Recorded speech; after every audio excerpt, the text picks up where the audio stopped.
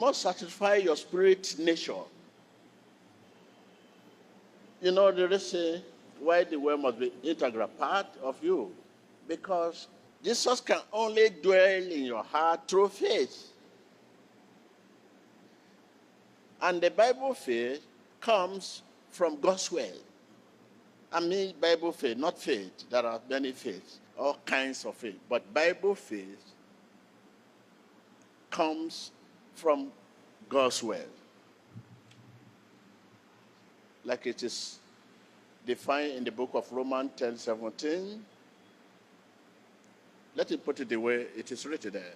Faith cometh by hearing, and by hearing the word of God.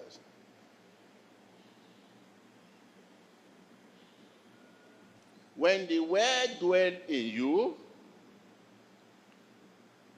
dominates you, rule you, live in you, it produces prayer fruits.